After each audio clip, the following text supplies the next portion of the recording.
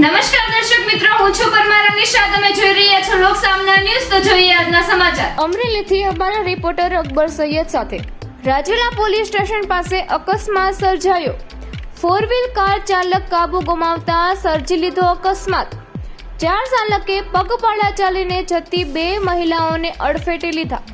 અકસ્માતમાં એક મહિલાનો આબાદ બચાવ થયો અને એક મહિલા ગંભીર રીતે ઈજાગ્રસ્ત મહિલાને તાત્કાલિક સારવાર માટે રાજુલા સિવિલ હોસ્પિટલ ખાતે ખસેડાયા.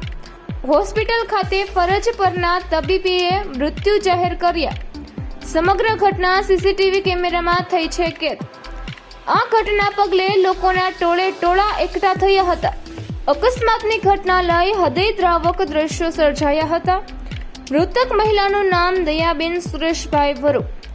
રાજુલા પોલીસ 4 વ્હીલ કાર ચાલકને પકડી પાડતા તજવીજ હાથ ધરી. તો ફરી મળીશું એક નવા સમાચાર સાથે. ત્યાં સુધી જોતા રહો લોક સામના ન્યૂઝ.